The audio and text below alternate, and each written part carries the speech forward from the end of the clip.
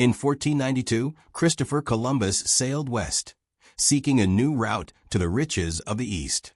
What he found, the story goes, was a new world, a virgin land inhabited by simple, primitive people. This became the foundational myth of America, a tale of heroic discovery, of civilization brought to a waiting wilderness. The subsequent disappearance of millions, the annihilation of entire cultures like the Taino of the Caribbean, was cast as a tragic but inevitable footnote, the unfortunate result of disease and the clash of a superior culture with a fragile one. The truth, however, was not a footnote. It was the headline, deliberately torn from the pages of history, burned, and buried under the weight of a meticulously crafted lie.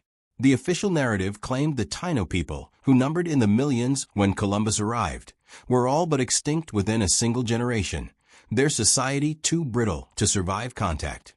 Their voice was silenced, their cities lost, their history dismissed as the simple folklore of a vanished people. For 5 centuries, this version of events held, carved into the marble of monuments and the consciousness of nations. But a story built on silence is a fragile thing. It waits patiently for a single, dissenting voice to shatter the quiet. Dr. Eris Thorne was a man who listened for those silences.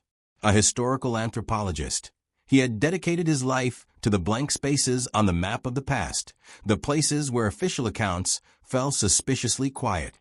He saw history not as a set of established facts, but as a crime scene where the powerful often wrote their own exonerations, leaving the victims voiceless. The Caribbean was his obsession. He'd spent 2 decades sifting through the accepted canon, the Spanish archives, the edited and re-edited logs of the explorers, the dismissive reports of colonial governors. He found a narrative that was too neat, too self-serving. It spoke of discovery, but never of what was there before. It spoke of conversion, but never of coercion. It spoke of the natives' tragic demise, but never of a motive for their destruction. To Eris, the Taino weren't a fragile people who simply faded away. They were erased. And an erasure that perfect, that complete, is not an accident. It's an act. It requires a perpetrator, a method, and a cover-up. The official story provided none of these, only a vague and unsatisfying shrug of inevitability. He would often sit in his university office, surrounded by maps of Hispaniola and Cuba, the pages of Bartolomé de las Casas's damning accounts open beside the self-aggrandizing letters of Columbus. He could feel the lie, a dissonance that hummed beneath the surface of the accepted truth. They want us to believe a society of millions simply evaporated, he would mutter to his empty room, tracing the coastline of an island with his finger. They want us to believe they left nothing behind but a few pottery shards and a handful of words absorbed into Spanish. No, it's not possible. He operated on a principle that his more empirically minded colleagues found frustrating: intuition. He believed that the scale of the Taino population, their sophisticated agriculture, their complex social structures, all hinted at in the most reluctant of Spanish accounts, could not exist without a corresponding level of cultural and intellectual permanence. There had to be more. A library, an archive, a record. Something that had been deliberately hidden or destroyed. He was a man chasing a ghost, a determined researcher trying to prove a negative, to find evidence of a thing whose very absence was its most defining feature. He was dismissed by many as a romantic, a revisionist, tilting at historical windmills. The case was closed, they said. The tragedy was real, but its causes were settled. But Eris Thorne knew that history is never settled. It is merely dormant, waiting for the right key to unlock a door that everyone has forgotten was there. He just never imagined the key would be found not in a dusty archive, but beneath the suffocating green canopy of an island the world had long since dismissed as empty. But 532 years after Columbus first made landfall, a routine geological survey on the remote, uninhabited islet of Isla Perdida, a speck of land in the Anegada Passage long considered little more than a hurricane-battered rock, would uncover an anomaly that threatened to tear the carefully constructed fabric of history apart. The discovery was made not by a historian, but by an unwitting catalyst, a woman who cared more for topographical data than historical narratives. Lena Petrova was a remote sensing specialist, a contractor for a multinational telecommunications firm planning to lay a new transatlantic fiber optic cable. Her job was to create a high-resolution 3D map of the seabed and the anchor island of Isla Perdida, ensuring geological stability. For weeks, the project was mind-numbingly routine. Her survey plane, a specially equipped Cessna, crisscrossed the tiny island, firing billions of laser pulses toward the ground. The LiDAR system, a technology capable of digitally stripping away vegetation, would reveal the true shape of the Earth beneath. On a Tuesday afternoon, as she processed the latest data set in her temporary base on a nearby island, she saw it. The initial render was a mess of green and brown, the dense jungle canopy. Then, with a click, she applied the filter, digitally defoliating the island. The green vanished, and Lena leaned forward, her breath catching in her throat. Beneath the jungle, where there should have been the gentle, eroded contours of an ancient volcanic rock, was a pattern. It was unmistakable, a grid, a vast, sprawling network of perfectly straight lines, right angles, and sweeping, deliberate curves that interconnected in a design of breathtaking complexity. It was a city, not a village of a few dozen huts, but a planned urban environment stretching over 3 square miles. Wide causeways, sunken plazas, terraced earthworks, and what looked like a massive, central pyramidical structure. It was impossible. Official colonial records, the ones she'd skimmed in the survey briefing, described these islands as sparsely populated by nomadic tribes living in temporary shelters. This was a metropolis. This was evidence of a sedentary, highly organized civilization. As she zoomed in, her technical mind racing, she spotted something else, the focus of her contracted work. An anomaly, but it wasn't geological. At the precise geometric center of the buried city, her ground-penetrating radar, which she had run concurrently with the LiDAR, detected a deep, rectangular void. A hollow space about the size of a shipping container, buried 30 feet down, encased in something incredibly dense. It was artificial. It was sealed. Lena felt a tremor of something more than professional curiosity. This wasn't in the briefing. This wasn't on any map. She ran the data again, then a third time. The results were the same. A lost city and a sealed chamber, hidden in plain sight for 5 centuries. She knew this was above her pay grade. Her company cared about cable routes, not archaeology. But she couldn't dismiss it. The image on her screen felt sacred, a secret she had unintentionally exhumed. Doing what any modern professional would do, she anonymized the data, stripping her company's metadata from the files, and sent a carefully worded email with a single, dramatic image attached to the anthropology department of the nearest major university. The subject line was simple: Anomaly on Isla Perdida. The email bounced from one academic to another for weeks, a digital curiosity that most professors, busy with their own research, filed away or deleted. It was seen as a probable hoax, a geological artifact, or at best, the ruins of a minor undocumented colonial-era plantation. But one graduate student, who had once been a student of the eccentric Dr. Thorne, recognized the name of the island from one of his mentor's impassioned lectures about the lost heartland of the Taino. He forwarded the email to one man he knew would not dismiss it. The email landed in Dr. Eris Thorne's inbox late one night. He opened the attachment, and the world fell away. The image of the grid, the sprawling ghost of a city beneath the jungle, was the vindication of every instinct, every late-night obsession, every argument he had ever had. It was the missing piece, the proof of the sophisticated, permanent civilization that had to have existed. His eyes traced the lines of the causeways, the outlines of the plazas. He felt no triumph, only a profound and chilling sense of affirmation. They hadn't just faded away. They were here. And, at the center of it all, the radar signature of that deep, sealed chamber. A tomb? A vault? A library? His mind ignited. This was it. The anomaly. The single out-of-place clue that could unravel the entire misleading narrative. The silence was about to be broken. The journey to Isla Perdida was a pilgrimage into a forgotten world. Eris Thorne secured a meager grant from the university, fueled more by his own frantic energy than the institution's confidence. He assembled a small skeletal team. Himself, the graduate student who had forwarded him the email, and a cynical but brilliant geoarchaeologist. The flight was a short hop from San Juan, but it felt like a leap across centuries. From the air, the island was just as the official reports described it.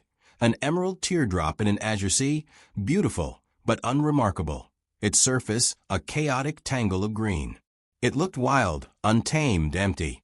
But Eris knew better. He clutched a printout of Lena Petrova's LiDAR scan, the secret blueprint of the island's past.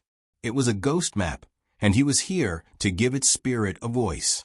Lena met them at the makeshift landing zone, a small, cleared patch of beach.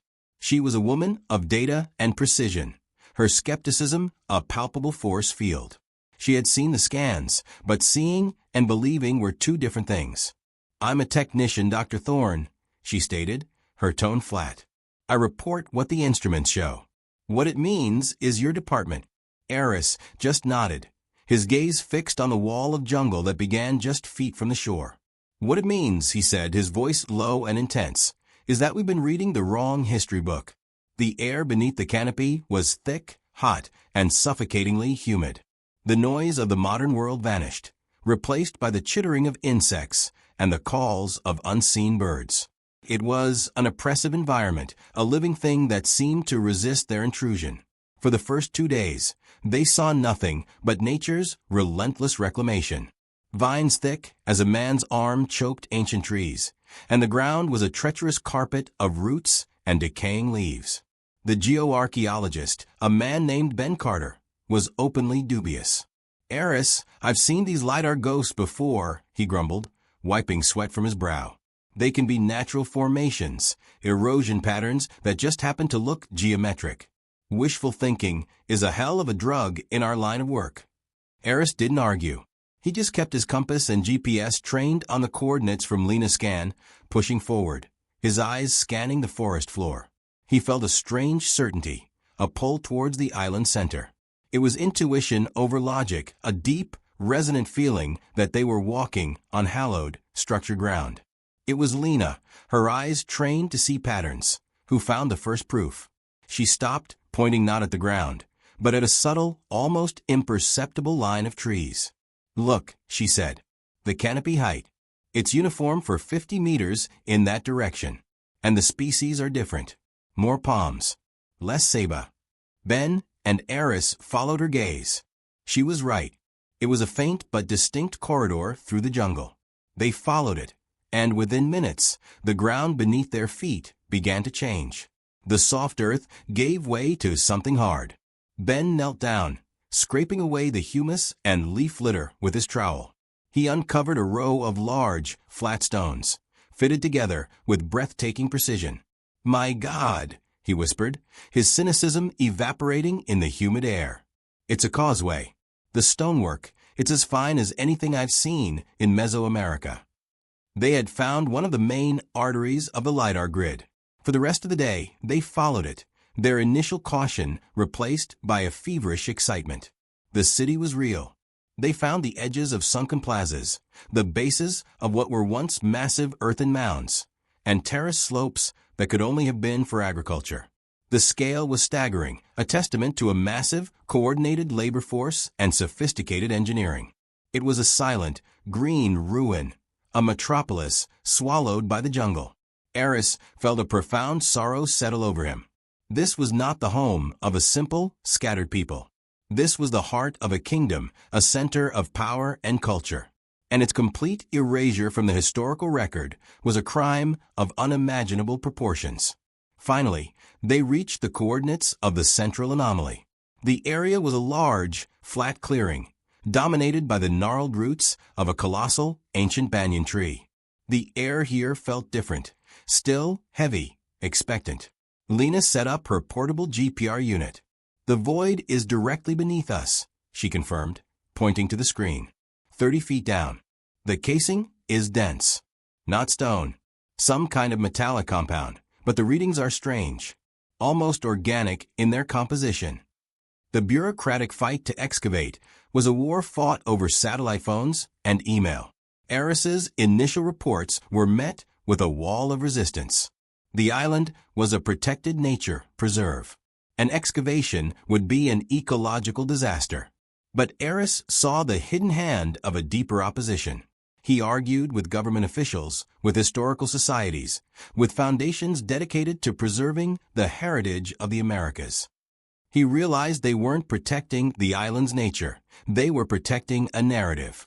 The Columbus myth was a cornerstone of colonial history, a multi-billion-dollar tourism industry, and a source of national pride for Spain and Italy.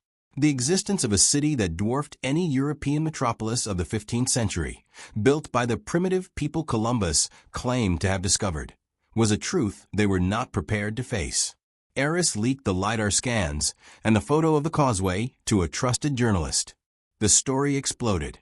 The lost city of Taino, the headline screamed. Public pressure mounted, and the authorities grudgingly granted a limited excavation permit. As the small drilling team finally broke through the surface, Eris stood at the edge of the site, his fists clenched. The sound of the drill was a desecration, but a necessary one. He could feel it, the weight of 500 years of silence, pressing down on this one spot. He wasn't just digging for an artifact, he was digging for a voice. And he was terrified of what it might say. The air hung thick and tense as the drill bit finally punched through the dense, resinous material casing the subterranean chamber. A gasp of stale, ancient air, 5 centuries old, hissed into the present. The excavation team, working with the painstaking slowness of bomb disposal experts, spent the next 12 hours carefully clearing an opening large enough for a person. Ben Carter, the geoarchaeologist, insisted on being the first to descend, his scientific caution overriding his earlier skepticism. He was lowered on a harness into the blackness, a single beam from his headlamp cutting through the gloom. For a full minute, there was only the sound of his breathing over the radio. Then his voice, strained with awe, crackled back to the surface. Eris, you need to see this. It's not a tomb. There's no gold. It's a library. Eris felt his knees go weak. A library. The word he had dared to whisper to himself in the privacy of his office. He was harnessed next, his heart hammering against his ribs as he was lowered into the abyss. The moment his feet touched the floor of the chamber, the world above ceased to exist. The room was about 40 feet long and 15 feet wide, the walls lined with deep, carved niches from floor to ceiling. The air was cool and dry, smelling of earth, cedar, and something else, a faint, spicy aroma he couldn't place. And in every niche, arranged with meticulous care, were the records. It was a collection unlike any he had ever imagined. There were no books of paper or vellum.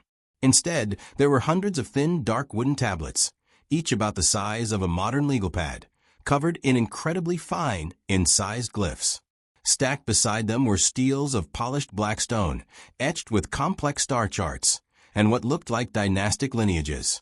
But what truly stole his breath was the third form of record-keeping. Hanging from wooden rods were thousands of intricate, knotted cords, similar to the Incan quipu, but with a crucial difference. Woven into the knots at precise intervals were small, carved shells and drilled stones, each inscribed with its own distinct symbol. It was a tripartite system of information, glyphs for narrative, steels for permanent records, and the shell cords for what he instinctively knew was quantitative and chronological data. A multi-layered, cross-reference system of knowledge storage. This wasn't just writing, this was data science. The sheer intellectual horsepower required to create and maintain such a system was staggering. It flew in the face of every colonial account, every modern textbook. The Taino were not a pre-literate people. They were a people whose library was made of wood, stone, and shell. They were librarians of the earth. He ran a gloved hand gently over the surface of a wooden tablet. The glyphs were elegant, a mix of pictographic and abstract symbols. He could see a stylized wave, a bird in flight, a human face with an expressive mouth. It was a language waiting to be read. They didn't just write, Eris murmured, his voice echoing in the chamber. They curated. This is a deliberate, protected archive. They sealed this place. Why? Ben was examining the shell cords, his face a mask of concentration. "This is a calendar," he said, pointing to a long, complex cord. "The knots are grouped in cycles. The shells mark specific events. Look at the precision. They were tracking lunar phases, solstices, planetary alignments. This is an astronomical observatory's worth of data." The team worked in a state of reverent shock. They photographed and cataloged everything, their movements slow and deliberate, as if in a holy place. Eris felt an almost unbearable weight of responsibility. These were the last words of a murdered civilization. For 500 years, the world had believed the Taino left nothing behind, that their memory was a blank slate upon which Europe could write its own story. But here, in this subterranean chamber, was their testament, their history, their science, their philosophy, all preserved, waiting. As they prepared to bring the first few artifacts to the surface, Eris noticed something else. A single, large stone stele stood in the center of the room. Unlike the others, its face was not carved with charts or lists, but with a single massive, intricate image. It was a map of the Caribbean islands, rendered with astonishing accuracy. But it wasn't a map of coastlines. It was a map of power. The islands were connected by lines of trade, of political allegiance, of familial ties. It depicted a thriving, interconnected world, a commonwealth of island states. At the center of it all was their island, Isla Perdida, labeled with a glyph that looked like a heart combined with a spiral. The heart spiral. This wasn't just some random, uninhabited rock. This was the center of their world, their Washington, their Rome, their Jerusalem. And Columbus had sailed right past it, dismissing it as inconsequential. Or had he? The question burned in Eris's mind. Could the erasure of this place, this great center of learning and culture, have been that complete by accident? Or was the silence that followed not an accident at all, but the result of a deliberate, targeted campaign? The discovery of the library was not an end to the mystery, but a beginning. It provided the victim's testimony, sealed in a vault. Now Eris had to find the motive for the crime, and for that he would have to look not in a hidden chamber, but in the meticulously crafted lies of the man who started it all. The months that followed the discovery on Isla Perdida were a blur of intense, hermetic work. Eris Thorne assembled a small, clandestine team of the world's best linguists, epigraphers, and archaeoastronomers. They worked out of a secure, isolated laboratory at the university, the artifacts from the chamber laid out on long tables under sterile lighting. The pressure was immense.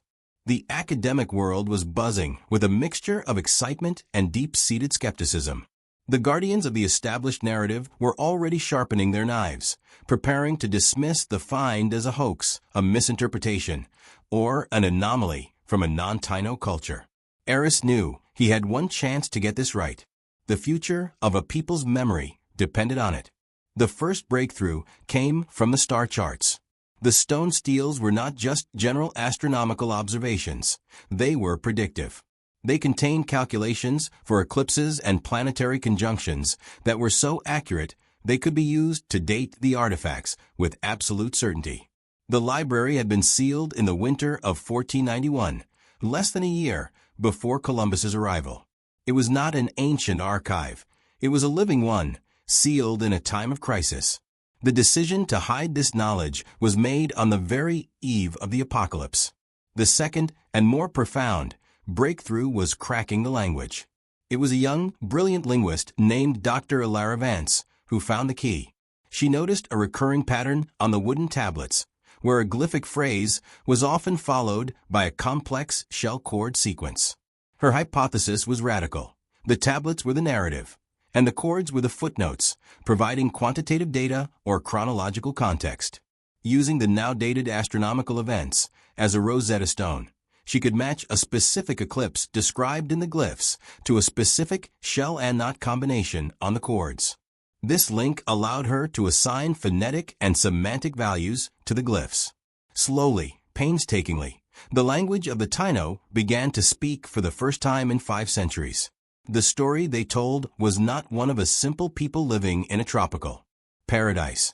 It was the epic of a complex, thriving civilization. The tablets recorded the histories of their caciques or chiefs, detailing political alliances, trade disputes, and philosophical debates.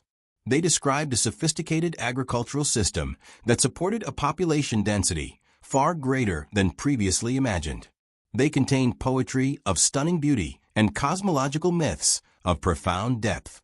They had a name for their island confederation, Ayatai, the land of high mountains, a term that survived in the modern name Haiti, but whose true pan-Caribbean meaning had been lost. For weeks, Eris and his team were immersed in this recovered world. They felt like privileged ghosts, witnessing a civilization in its full flower. They learned of the Taino's intricate social structure, their deep reverence for the natural world, and their complex legal codes. The misleading narrative of the primitive savage was not just wrong, it was a grotesque inversion of the truth. This was the world Columbus had stumbled upon, not an empty wilderness, but a vibrant, ordered, and ancient society. Then, as they translated the most recent tablets, the ones dated to the late 1400s, the tone of the narrative began to shift. It spoke of a prophecy, a story passed down from their ancestors about men of metal who would arrive from the direction of the rising sun. The prophecy was not one of returning gods, but a warning. It foretold a time of great upheaval, a threat to the balance of their world. This was why the library was built and sealed. It wasn't done in a panic after Columbus arrived. It was a precautionary measure, undertaken with foresight and a deep fear of what was coming. It was a cultural time capsule, a desperate act of preservation against a foreseen doom. The final tablet they translated from this period contained the first contact. It was dated to the autumn of 1492. The Taino scribes described the arrival of the 3 Spanish ships, the Nina, Pinta, and Santa Maria. The description was chillingly precise. They called the ships floating mountains with woven clouds. They described the appearance of the men, their pale skin, their hair-covered faces, their hard, shining clothing. There was no mention of them as gods. The tone was one of cautious curiosity mixed with a deep-seated apprehension. The prophecy was coming true. The tablet then recorded the first interactions. The exchange of glass beads and hawk's bells for gold and cotton. The Taino account was stark. It described the visitors' obsessive, almost pathological hunger for the yellow metal, their impatience, their loudness. But most damningly, it described their lack of reciprocity. The Taino lived in a world of balanced, mutual obligation. The Spanish, in their eyes, just took. The narrative on the tablet ended abruptly, with a final, ominous entry. It described how the captain of the visitors, Columbus, had taken several of their people by force, to be carried away as proof of his voyage. It was an act of kidnapping, a profound violation of their laws of hospitality and personhood. Eris felt a cold fury as he read the translation. Here was the truth in the victim's own words. Not a story of gentle first contact, but of an immediate and violent rupture. He stood up and walked to the wall, where he had pinned a copy of Columbus's own journal entry for that same period. He read the admiral's familiar words. They are very gentle and without knowledge of what is evil, nor do they kill others, nor steal. They love their neighbors as themselves, and they have the sweetest talk in the world, and are gentle and always laughing. Eris looked from Columbus's words to the Taino tablet. The admiral's description wasn't one of genuine admiration. It was an assessment. It was the cold, calculating eye of a predator sizing up its prey. He was not describing their character. He was evaluating their weakness. The sweetest talk was not a sign of friendship, but a signal that they could be easily deceived. The generosity was not a virtue to be respected, but a resource to be exploited. In that moment, the historical figure of Christopher Columbus, the heroic explorer, dissolved in Eris Thorne's mind. In his place stood a different man, a calculating dissembler, a master of propaganda, and the architect of the lie that had buried this vibrant world for half a millennium. The investigation had turned. It was no longer about what happened to the Taino. It was about proving, with Columbus's own words, what he had done to them. The ghost of Columbus loomed over the investigation. His sanitized image of Fortress Eris, Thorne now had to breach. With the Taino's account providing a new, terrifying context, Eris began to deconstruct the admiral's own writings not as history, but as a meticulously curated performance for his royal patrons and for posterity. He wasn't reading a journal. He was analyzing the alibi of a perpetrator. The key, he felt, was not just in what Columbus said, but in what he omitted, what he rephrased, and who his true audience was. The official log, the one presented to Queen Isabella and King Ferdinand, was a masterpiece of marketing. It painted a picture of a Garden of Eden inhabited by guileless children, ripe for conversion and, conveniently, for exploitation. It was a prospectus designed to secure funding for a second, larger, more invasive voyage.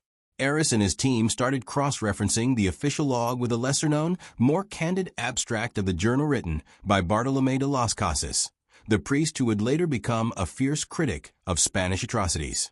Las Casas, in his transcriptions, occasionally included Columbus's original, less guarded phrasing. The differences were shocking.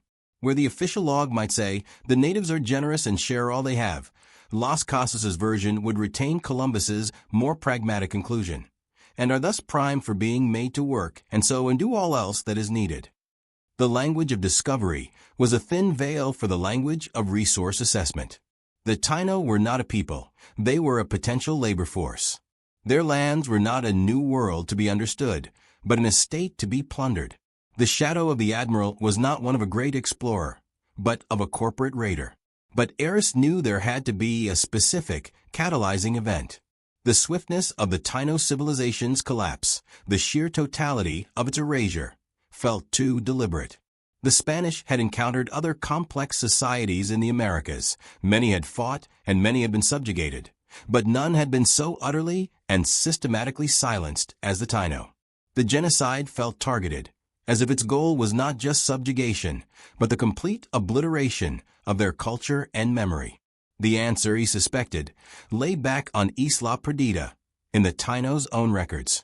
He instructed Ilara Vance, the linguist, to scan the tablets for any mention of a specific object or concept of supreme importance, something that represented the heart of their civilization.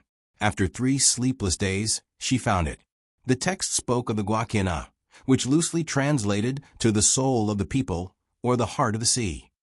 It was not a king or a god, but a physical object, a celestial map carved into a single flawless piece of black coral, inlaid with constellations of polished jade and pearl. It was both their most sacred religious icon and their master navigational tool. It held their spiritual identity and the practical knowledge that allowed them to master the treacherous Caribbean seas, connecting their island confederation. Its home was in a temple at the very center of the city on Isla Perdida, the place they called the Heart Spiral. The records described the Guaquina in reverent terms. To possess, it was to hold the legitimacy to rule and the spiritual authority to lead. To lose, it would be to lose their way, both literally and metaphorically. It was the keystone of their entire society. Then, Ilara found the entry that made the blood run cold in her veins. It was dated to Columbus's second voyage, a massive fleet bent on colonization, not exploration. The Taino account described how the admiral, guided by a captive from his first voyage, made his way to Isla Perdida. He had heard whispers of a great treasure. He stormed the central temple, and mistaking the sublime artistry of the Guaquina for a mere chunk of valuable material, he seized it. The Taino record was one of profound shock and horror. The act was a desecration of unimaginable proportions. The subsequent Taino resistance, which Columbus and other Spanish chroniclers would later paint as the unprovoked, savage aggression of treacherous natives, was recast in this new light. It wasn't random violence. It was a holy war. It was a desperate, unified uprising of the entire Ayatollah Confederation with a single goal: to reclaim their soul. Eris felt a surge of adrenaline. This was the motive, the missing piece. The widespread, inexplicable Taino rebellion now had a clear cause. And Columbus's brutal response, mass enslavement, mutilations, the burning of villages, was not just a disproportionate retaliation. It was a calculated strategy. He had stolen their heart, and now he was going to methodically dismember the body to prevent them from ever getting it back. The erasure of their culture wasn't an accidental byproduct of conquest. It was the primary military objective. By destroying their cities, burning their records, the ones that weren't safely hidden in a seal chamber, and killing their leaders and priests bohiques, he was ensuring that the knowledge and memory of the Guaquiana would be lost forever. He wasn't just conquering a people. He was trying to delete them from human memory. Now, Eris had to find the proof from the other side. Did any Spanish record mention this object? It was a needle in a continent-sized haystack. He began a frantic search through digitized Spanish naval archives, obscure shipping manifests from the second voyage, and the private correspondence of Columbus and his financial backers. For weeks, he found nothing. The official records were clean, speaking only of gold, spices, and converts. It was a dead end. But Eris, trusting his intuition, believed the proof had to exist.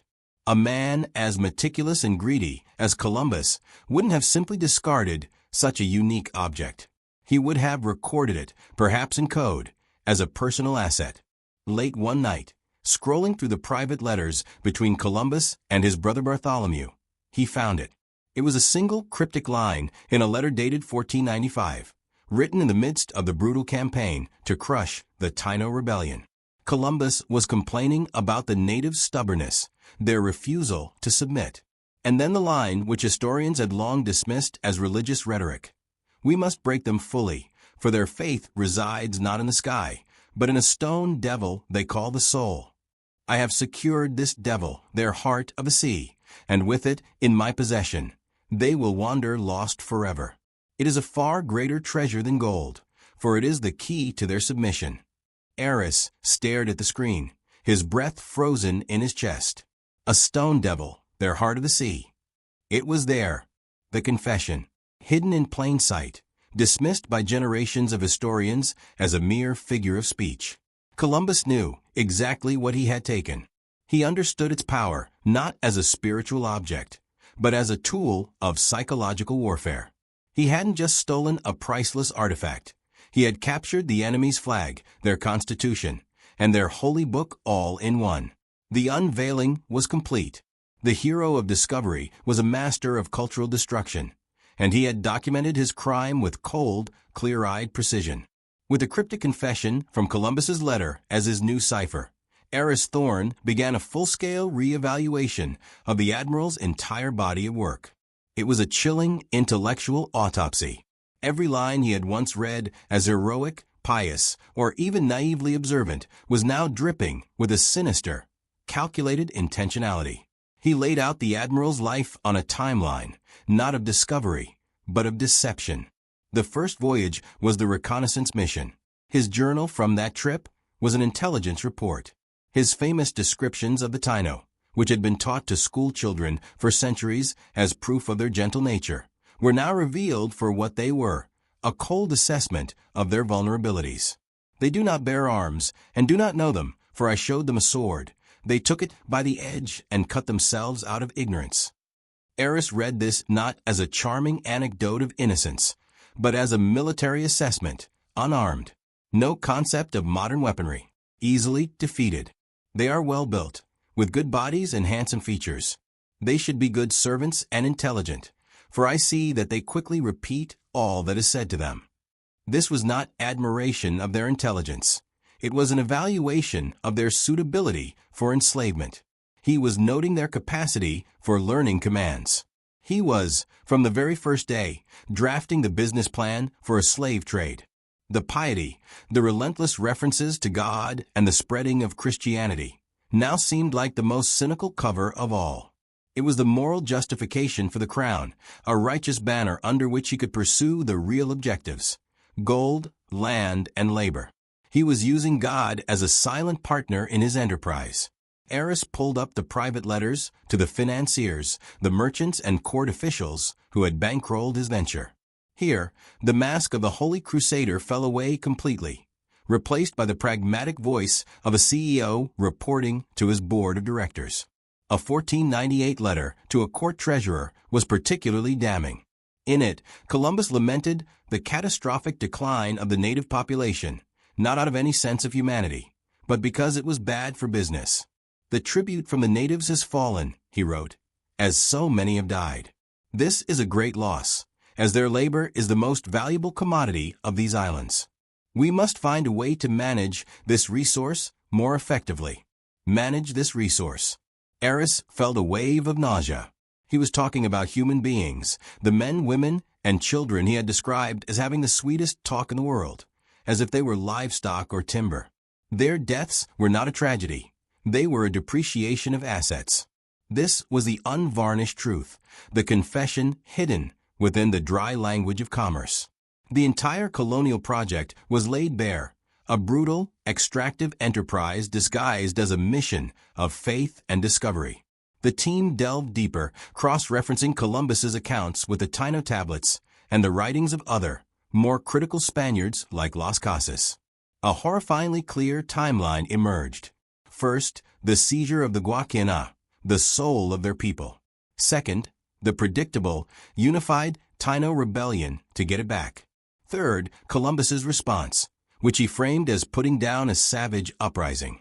He instituted the infamous tribute system, demanding a hawk's bell full of gold from every adult native every 3 months.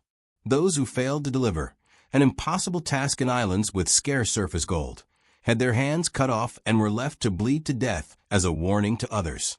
The Taino records from the hidden library, which Eris's team was still deciphering, told the same story, but from the perspective of the victims. They described the terror, the confusion, the mass suicides of a people who saw their world being systematically dismantled. One tablet, its glyphs shaky and hurried, read, "He has taken our soul. Now he takes our hands.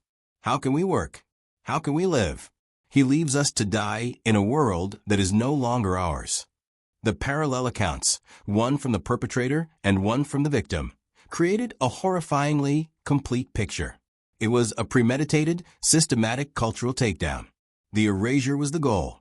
A people with no history, no sacred objects, no leadership, and no hands could not fight back. They could only die. And Columbus documented it all, spinning his atrocities into acts of necessary governance, recasting a Holocaust as a pacification campaign. His genius was not in navigation, it was in public relations. He was the inventor of his own myth, and he was so successful that the world bought it for 500 years. Eris sat back in his chair, the glow of the monitor illuminating his exhausted face. He looked at the wall of his office, which was now a spiderweb of connections, lines drawn between a Taino glyph, a quote from Columbus's log, a shipping manifest, and a line from a private letter. The case was complete. The misleading narrative of accidental tragedy was shattered. The anomaly of the library had unraveled the whole thing. The unveiling of the motive, the seizure of the Guaquina, explained the targeted nature of the violence. And here, in the Admiral's own chillingly pragmatic words, was the confession. The great Christopher Columbus was not just a flawed hero. He was the architect of the first modern genocide, a man who not only perpetrated the crime, but then meticulously wrote the history books to ensure his own exoneration. The weight of this knowledge was immense. It was one thing to know it in the confines of a secure lab. It was another thing entirely to tell the world. He was about to go to war with a foundational myth of Western civilization, and he knew the empire of that myth would strike back with all its might. The confrontation was not a physical one, but a battle for the soul of history itself. Eris Thorne knew that publishing his findings in a quiet academic journal would be insufficient. The lie was too big, too public. It had to be challenged on a grand stage. He accepted an invitation to be the keynote speaker at the Triennial World Congress of Historical Studies, the largest and most prestigious gathering of historians on the planet. The venue was a grand, old university auditorium in Rome, a symbolic heart of the old world, whose worldview Columbus had so violently expanded. The atmosphere in the days leading up to his presentation was electric with tension. Leaks from his project had already polarized the community. The traditionalists, the guardians of the Columbus myth, were circling the wagons, preparing to denounce him as a sensationalist, a fraud, and a politically motivated revisionist. They saw his work as an attack not just on a historical figure, but on the very foundations of Western heritage. The antagonist was no longer just the ghost of Columbus. It was the entire institutional and cultural apparatus built to protect his legacy. On the day of the address, the auditorium was filled to capacity. The air was thick with a mixture of anticipation and hostility. Eris stood at the podium, the faces of his detractors and supporters a blur before him. He felt the immense weight of the Taino, of the millions of silenced voices for whom he was now the unlikely vessel. He began not with an accusation, but with a question. "For 500 years we have told a story," he began, his voice steady and clear, echoing through the cavernous hall. "A story of a brave navigator who discovered a new world. But tonight, I ask you to consider a different question. What if he didn't discover it? What if he erased it?" He started his presentation with the LiDAR scans from Isla Perdida. The image of the sprawling, buried city filled the massive screen behind him. Gasps rippled through the audience. He showed them the causeways, the plazas, the pyramids, irrefutable proof of a major urban center where history insisted there was nothing. "This is not the village of a primitive tribe," he declared. "This is a metropolis, a capital, the center of a world we were told never existed." Next, he showed the images from the subterranean chamber, the tablets of wood, the steels of stone, the incredible shell cords. "We were told the Taino were a people without writing. We were wrong. They were librarians. This is the National Library of a lost kingdom, sealed on the eve of its destruction." The room was silent now, the hostility replaced by a stunned, grudging curiosity. Then, Eris began to unveil the translations. He put the Taino's own words on the screen, detailing their complex society, their prophecies, their fearful first impressions of the men of metal. He methodically peeled back the layers of the official narrative, exposing it as a calculated fiction. The climax of his presentation was the direct confrontation with Columbus himself. He put a famous, heroic-looking portrait of the admiral on one side of the screen. On the other, he projected Columbus's own words, but framed within the new context he had uncovered. He showed the letter to his brother, the confession about seizing the stone devil, the heart of the sea. That was the key to the Taino submission. He then presented the letters to his financiers, the cold, pragmatic assessments of the natives as a resource to be managed. "This is not the language of an explorer," Eris's voice boomed, filled with a cold fury. "This is the language of an extractor, a predator. He did not see people, he saw assets. He did not witness a culture, he saw an obstacle to profit." The swift annihilation of the Taino people was not a tragic, unforeseen consequence of disease.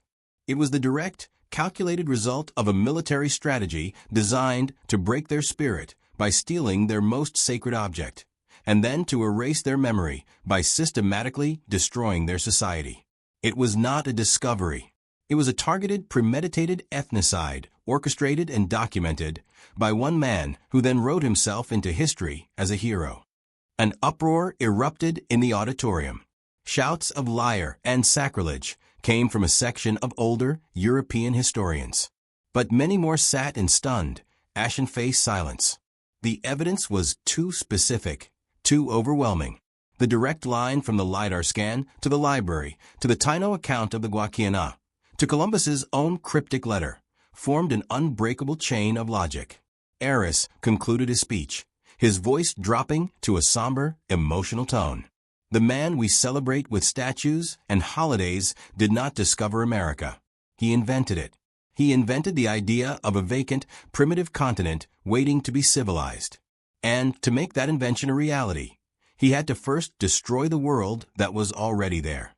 The greatest casualty of 1492 was not just a people, but the truth itself.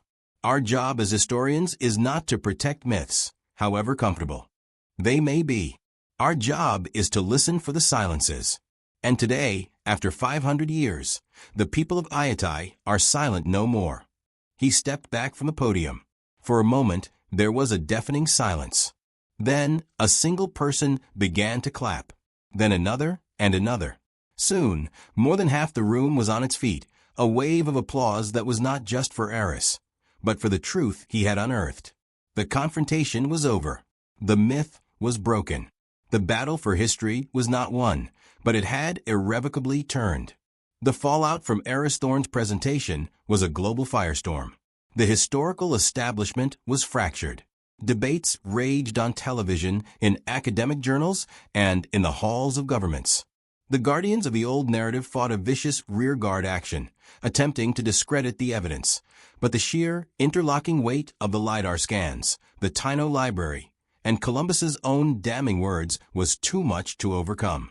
The truth, once spoken, could not be entirely silenced again. The resolution was not a sudden, universal acceptance, but the slow, grinding turn of a massive cultural ship. It began in small but significant ways. A major university press announced an emergency revision of its flagship textbook on the Age of Exploration.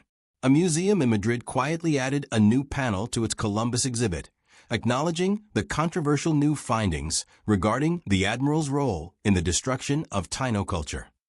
The government of a small Caribbean nation officially renamed a mountain, stripping it of its colonial name and restoring its original Taino designation, a name taken directly from the deciphered records from Isla Perdida. For Eris, the true resolution came not in the halls of academia, but on a humid afternoon on the coast of Puerto Rico. He had been invited to a gathering not of academics, but of the descendants. The Taino people had not been completely wiped out. Small, resilient communities had survived in isolated pockets of the Caribbean, their heritage passed down through oral traditions and a fierce, quiet pride. For centuries, they had told their own stories of the past, stories that were dismissed by the outside world as folklore. Now, history had finally caught up to their memory. Eris met with a council of elders in a simple community center, the sound of the nearby ocean a constant, rhythmic presence. The air was not one of confrontation, but of profound, somber recognition. He didn't come as a savior or a discoverer. He came as a courier, delivering a message that had been lost in transit for half a millennium. With the help of Alara Vance and other linguists on his team, they had created a primer for the Taino language, a dictionary, and printed copies of the first complete translations of their ancestors' histories, poetry, and philosophy. He laid the books on a simple wooden table in the center of the room. "These are not my words," he said, his voice thick with emotion. "These are the words of your ancestors. Their story in their own language. The story of Ayatai. The story of the heart of the sea." An elderly woman, her face a beautiful map of wrinkles, stepped forward. She picked up one of the books, her fingers tracing the printed Taino glyphs on the cover. She looked up at Eris, her dark eyes holding the weight of generations of loss and survival. "We have always known," she said, her voice soft but powerful. "We did not need your machines to tell us who we were or what was taken from us. Our grandmothers told us the story of the great dying, of the stolen soul. But they also told us that a truth, once planted, can never die. It only sleeps like a seed in the ground, waiting for the right season to grow again. You did not give us back our history. You only helped the world to finally listen." She opened the book, and with a younger member of the community translating for Eris, she began to read aloud one of the ancient poems. The lyrical, rhythmic language of her ancestors filled the room, a sound unheard in any formal setting for 500 years. It was a moment of profound and hopeful restoration. The forgotten were no longer forgotten. Their memory was not twisted, not erased. It was alive in their own words, being spoken by their own children. The emotional core of the long investigation was fulfilled. The final insight for the world was not just about the crimes of one man, but about the very nature of history itself. History is not a static monolith of fact. It is a dynamic, contested space, a story that is constantly being written and rewritten. The powerful write the first draft, but the truth has a stubborn persistence. It leaves behind anomalies, clues in the silence, waiting for a determined researcher, an unwitting catalyst, a new technology, or simply a change in the moral climate to be brought into the light. The hope lies in this simple fact: no lie can last forever. As the sun set over the Caribbean, casting long shadows across the community center, Eris Thorne watched the Taino descendants share the books, their faces a mixture of sorrow and joyous reclamation. The final victory was not his. It belonged to them. The narrative of Columbus inventing America was a fiction. The truth was that he had found a world, and then, to create his own, he had uninvented it. But the seeds of that lost world had survived. And now, finally, they were beginning to bloom again in the warm, salt-laced air of their ancestral home.